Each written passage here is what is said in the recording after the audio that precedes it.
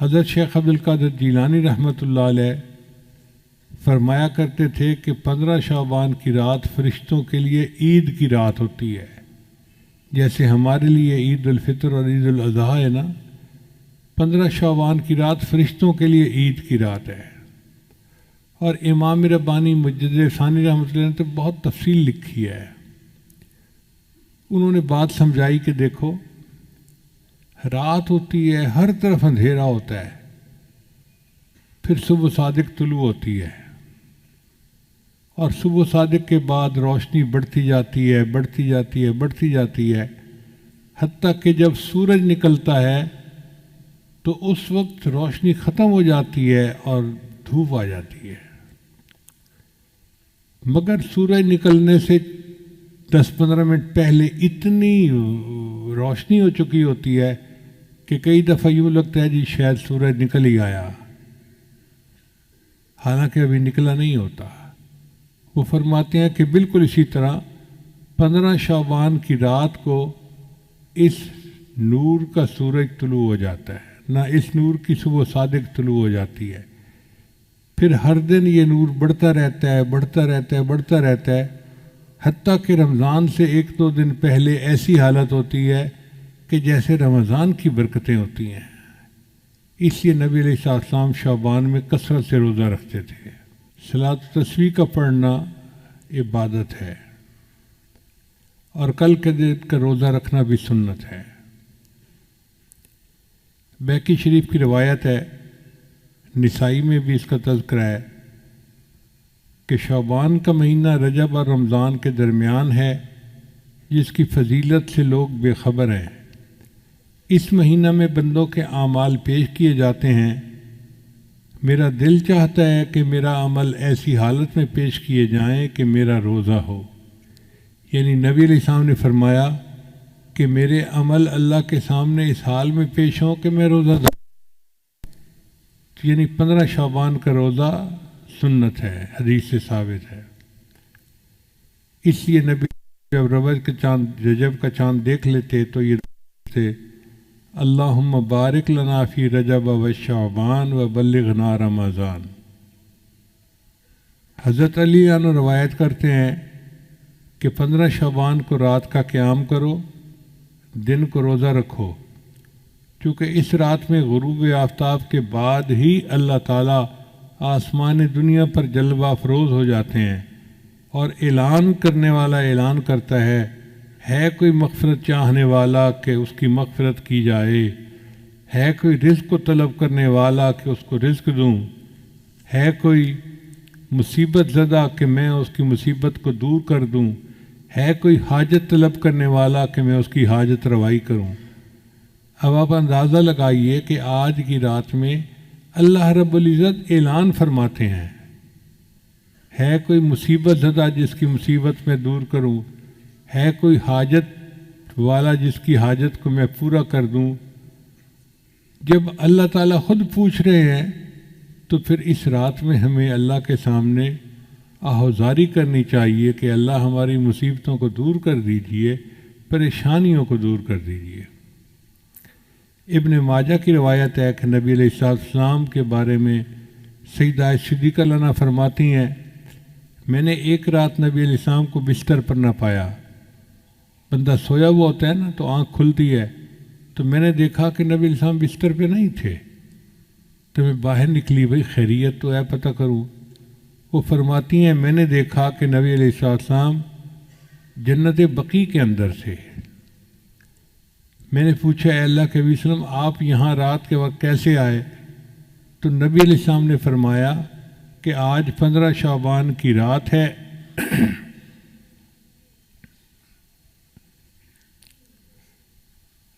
اس رات میں اللہ آسمان دنیا پر تشریف لاتے ہیں اور بنی کلب کی بکریوں کے بالوں سے زیادہ لوگوں کی مغفرت فرماتے ہیں۔ بنی کلب ایک قبیلہ تھا مدینہ میں جو بکریاں پالنے میں مشہور تھا، ہر گھر والوں کے پاس بکریاں ہوتی تھیں۔ اب آپ اندازہ لگائیں کتنی بکریاں ہوگی، اگر 200-400 بکریاں ایک گھر کے پاس ہوں تو پھر کتنے لوگ ہوں گے، ہزاروں بکریاں، بعض حدیث میں آتا ہے کہ قبیلے کے پاس اتنی بکریاں تھیں کہ جب سب بکریاں نکالتے تھے تو 2 پہاڑوں کے درمیان کی پوری وادی بکری بھر جاتی تھی۔ اب 2 پہاڑوں کے درمیان وادی بکریوں سے بھر جاتی تھی تو کتنی تعداد ہوگی؟ پھر بکری کے جسم پہ کتنے بال ہوتے ہیں اس پر بھی غور کریں۔ ہمیں تو اندازہ نہیں ہے۔ ہمارے ایک دوست تھے ماشاءاللہ، وہ فارغ البال گنجے تھے، میں ان کو پیار سے فارغ البال ہی کہتا تھا۔ ایک دن میں گیا تو اس نے نا ایک لٹ جو ہے نا بالوں کی یوں لگائی ہوئی، تو میں نے پوچھا کہ بھائی آپ نے یہ بال کیسے لگوائے؟ کہتے حضرت ٹرانسپلانٹ کروائے ہیں۔ میں نے کہا ٹرانسپلانٹ کروانے تھے تو سارے کروا لیتے۔ کہنے لگا حضرت ایک بال کے بدلے انہوں نے $1 لیا ہے اور میں نے $10,000 پے کر کے یہ بال لگوائے ہیں، اور 10,000 بالوں کی جو لٹ تھی وہ چھوٹی سی تھی ایسے۔ تو میں سوچ میں پڑ گیا کہ اگر یہ بال 10,000 ہیں تو پورے سر پہ تو پھر لاکھوں بال ہوں گے۔ اب اگر انسان کے سر پر لاکھوں بال ہوتے ہیں تو بکری کے جسم پہ کتنے بال ہوں گے بھائی؟ اندازہ لگائیں۔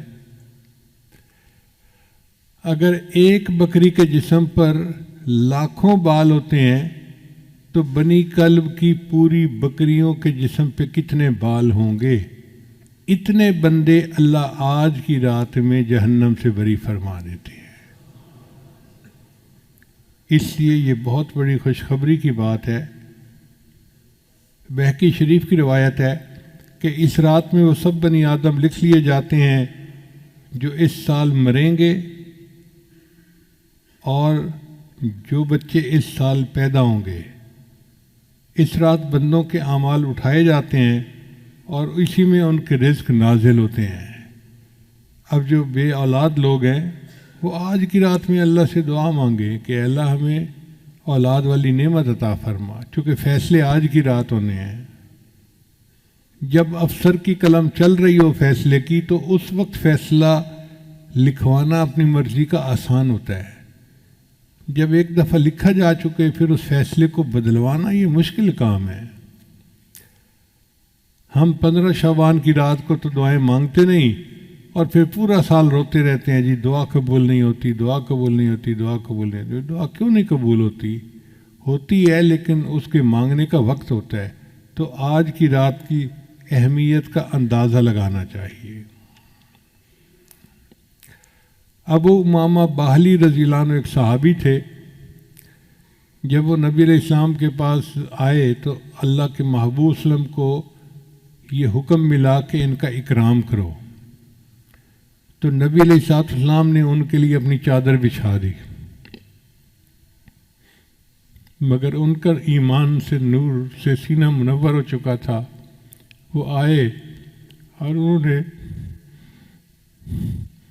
چادر کو اٹھا کے چوما، اے اللہ کے وسلم میں آپ کی چادر پہ پاؤں نہیں رکھ سکتا۔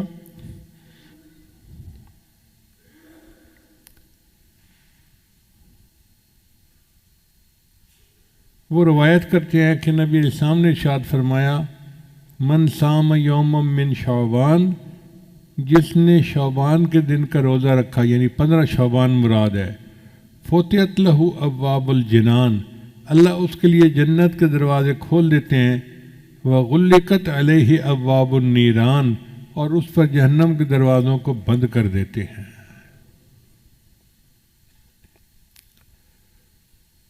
ہمارے سلسلیہ نقشبندیہ کے سرخیلی امام سیدنا صدیق اکبر رضی اللہ تعالیٰ عنہ فرماتے ہیں قوموا لیلۃ نصف من شعبان، کہ نصف شعبان کی رات کو تم قیام کرو، فإنہا لیلۃ مبارکہ، یہ مبارک رات ہے، فإن اللہ تعالی یقول، اللہ تعالیٰ اس میں یوں فرماتا ہے فیہا حل من مستغفر فاغفر اللہ، ہے کوئی مغفرت کا چاہنے والا کہ میں اس کی مغفرت کروں۔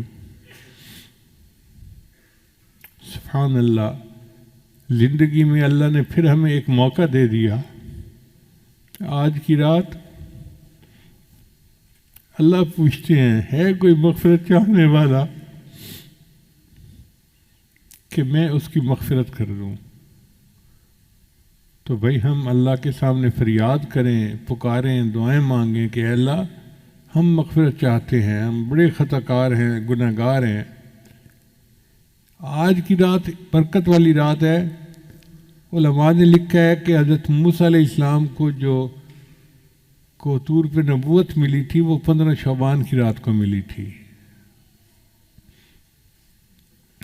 خدا کی دین کا موسیٰ سے پوچھئے احوال کہ آگ لینے کو جائیں پیمبری مل جائے.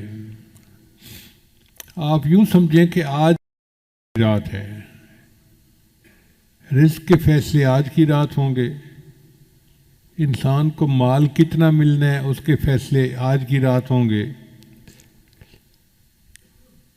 کس کا نکاح ہونا ہے اس کے فیصلے آج کی رات ہوں گے، کس کو بچے ملنے ہیں فیصلہ آج کی رات ہوگا، صحت والی نعمت ملنی ہے اس کا فیصلہ آج کی رات ہوگا، کس کو آئندہ سال زندگی ملنی ہے فیصلہ آج کی رات ہوگا. اب رزق تو اللہ تعالیٰ نے ہمیں پہنچانا ہے. ہم اگر کہنا کہ اللہ ہمیں رزق نہ دے پھر بھی اللہ رزق دیں گے، چونکہ ذمہ اس نے لیا ہوا ہے. اب جو لوگ بھوک ہڑتال کرتے ہیں ان کے ساتھ کیا ہوتا ہے؟ ان کو زبردستی جوس پلائے جاتے ہیں، اور جو انکار کرتے ہیں تو پھر ڈاکٹر آ جاتے ہیں، وہ پھر ان کو ٹیکے لگاتے ہیں. تم اگر منہ سے نہیں کھا رہے تو ہمیں تمہیں غذا تو دینی ہے، تو سوئیاں چبھو چبھو کے ان کو رزق دیا جاتا ہے.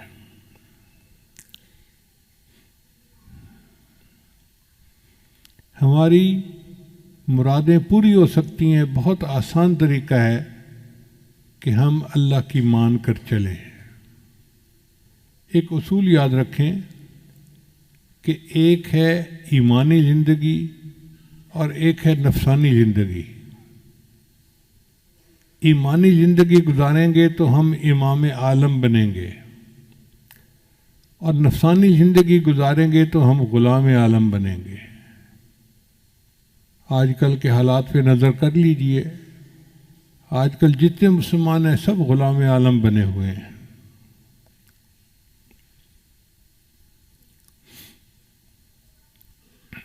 ماضی بعید میں دیکھنا ہے تو حضرت موسیٰ علیہ السلام کی قوم کا واقعہ دیکھ لیجئے. پسی ہوئی قوم تھی. فرعون اتنا جبار اور قہار تھا کہ اس نے ان کو کچل کے رکھ دیا تھا. چنانچہ انہوں نے موسیٰ علیہ السلام سے کہا اوذینا من قبل ان تأتینا ومن بعد ما جئتنا. آپ کے آنے سے پہلے بھی ہمیں اذیت ملی اور آپ کے آنے کے بعد بھی اذیت ملی. وقال موسیٰ لقومہ، تو موسیٰ علیہ السلام نے اپنی قوم کو جواب دیا استعینوا باللہ واصبروا، اللہ سے مدد مانگو اور صبر کرو.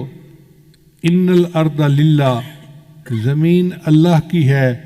یورثھا من یشاء من عبادی، اپنے بندوں میں سے جس کو چاہتا ہے زمین کا وارث بنا دیتا ہے. تصور نہیں کوئی کر سکتا تھا کہ بنی اسرائیل والے اس زمین کے وارث بن جائیں گے. اللہ نے ان کو بنا دیا. اللہ فرماتے ہیں وَنُرِيدُ، اور ہم نے ارادہ کیا أَن نَمُنَّ عَلَى الَّذِينَ اسْتُضْعِفُوا فِي الْأَرْضِ وَنَجْعَلَهُمْ أَئِمَّةً وَنَجْعَلَهُمُ الْوَارِثِينَ، کہ ہم ان کو زمین کا امام بنائیں گے اور زمین کا وارث بنائیں گے. یہ تو ہے ماضی مثال. اگر ماضی قریب میں مثال دیکھنی ہے تو صحابہ کرام کی مثال دیکھیں. اللہ کی مان کر چلے. اللہ نے کیسر و کسریٰ کے تاج ان کے قدموں میں لا کر رکھ دیے. اللہ تعالیٰ نے ان کو کیا عزتوں سے نوازا. چڑھتے سورج سے تاج مانگا، سمندروں سے خراج مانگا. لگاتا تھا تو جب نعرہ تو خیبر توڑ دیتا تھا. حکم دیتا تھا تو دریا کو رستہ چھوڑ دیتا تھا۔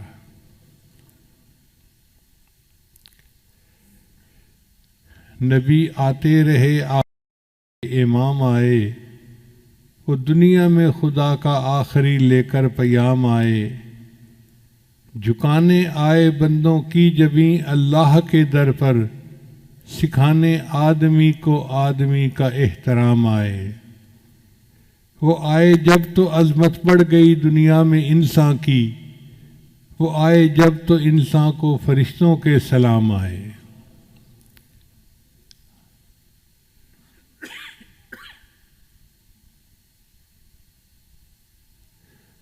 وہ ہیں بے شک بشر لیکن تشہد میں اذانوں میں، جہاں دیکھو خدا کے نام کے بعد ان کا نام آئے۔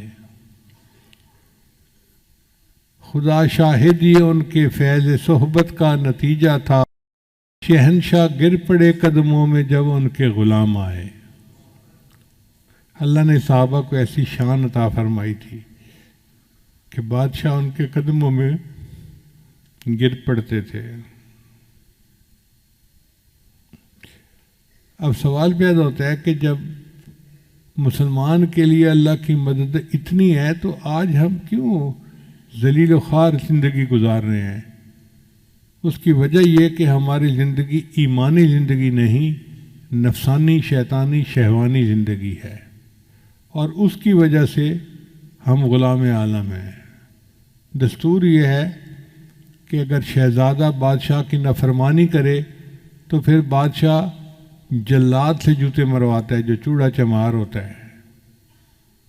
تو اللہ تعالیٰ نے بھی ان کفار چوڑے چماروں کو رکھا ہوا ہے کہ جب مسلمان مجھے بھولیں گے، ہیں تو میرے بڑے پیارے، لیکن ان کو میں جوتے تمہارے ہاتھوں سے لگواؤں گا۔ اور دیکھو آج مسلمانوں کو کیسے جوتے لگ رہے ہیں۔ اللہ فرماتے ہیں اے بندے، ایک تیری مرضی ہے، ایک میری مرضی ہے۔ اگر تو چاہے کہ تیری مرضی پوری ہو تو میں تیری مرضی پوری نہیں ہونے دوں گا، اور اگر تو چاہے کہ میری مرضی پوری ہو تو میرے بندے میں تیری مرضی کو بھی پورا کر دوں گا، تجھے کامیاب بھی کر دوں گا۔ تو ہماری مرضیاں پوری ہوں گی جب ہم اللہ کی مرضی کو پورا کریں گے۔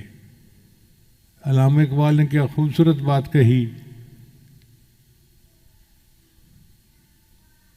وہ ایک سجدہ جسے تو گراں سمجھتا ہے، ہزار سجدوں سے دیتا ہے آدمی کو نجات۔ علامہ اقبال کے عجیب اشعار ہیں، اعجاز ہے کسی کا یا گردش زمانہ، ٹوٹا ہے ایشیا میں سحر فرنگیانہ۔ اے لا الہ کے وارث باقی نہیں ہے تجھ میں، انداز دلبرانہ کردار قاہرانہ۔ تعمیر آشیاں سے میں نے یہ راز پایا، اہل جنوں کے حق میں بجلی ہے آشیانہ۔ تیری نگاہ سے دل سینوں میں کانپتے تھے۔ کیا خوبصورت بات کہی ہے، تیری نگاہ سے دل سینوں میں کانپتے تھے، کھویا گیا ہے تیرا جذبے قلندرانہ۔ یہ بندگی خدائی وہ بندگی گدائی، یا بندہ خدا بن یا بندہ زمانہ۔ اگر ہم بندہ خدا بنیں گے تو ہمیں اللہ امام عالم بنائیں گے، اور اگر بندہ زمانہ بنیں گے تو پھر ہم غلام عالم بنیں گے۔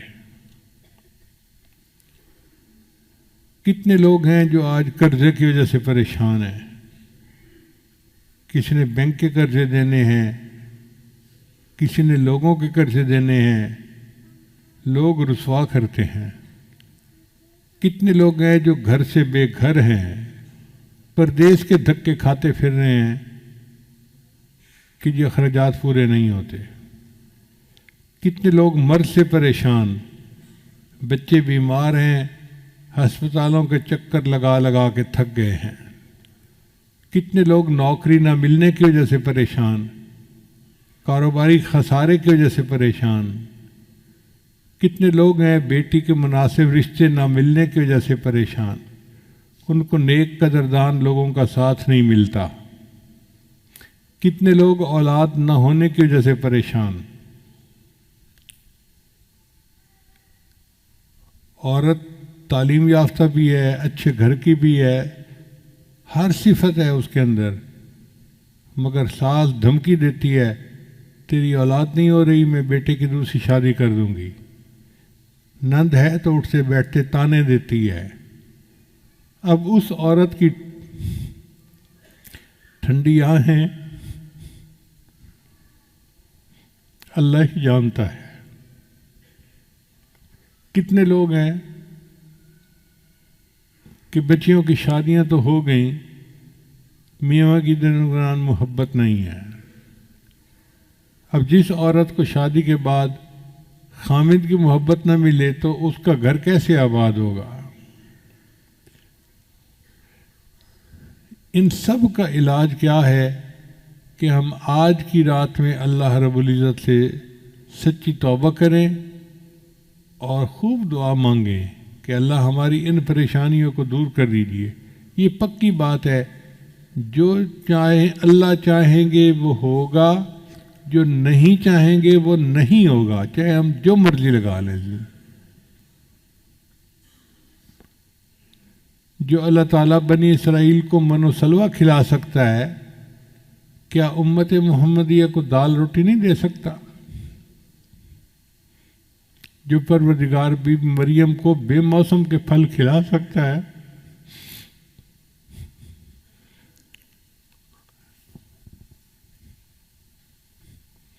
وہ اپنے محبوب کی امت کو موسم کے پھل کیوں نہیں کھلا سکتا؟ اللہ تعالیٰ کھلانے کے لیے تیار ہے،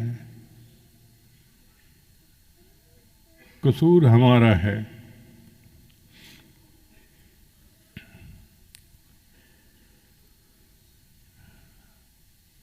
کہتے ہیں کہ پرائی بکری کو کوئی گھاس نہیں ڈالتا، ہم اللہ کے ہیں۔ اب ہم دوسروں کے دروازے پہ جائیں گے تو ہمیں دھکے ہی ملیں گے۔ ہمارا دروازہ اللہ کا دروازہ ہے، ہمیں چاہیے کہ ہم اس کے اوپر جھکیں۔ امت اس وقت پریشان ہے، صرف ہمارے ملک کے لوگ نہیں، پوری امت پریشان ہے، اور ہم اللہ سے دعا مانگتے ہیں کہ اے اللہ آپ امت کے اوپر ترس کھا لیجئے۔ آہ جاتی ہے اثر کو کھینچ لانے کے لیے، بادلو ہٹ جاؤ دے دو راہ جانے کے لیے۔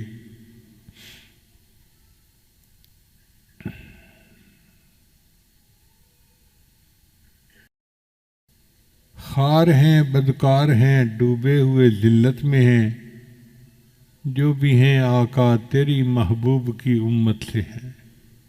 ہم جیسے بھی ہیں تو امتی نبی علیہ السلام کے نا۔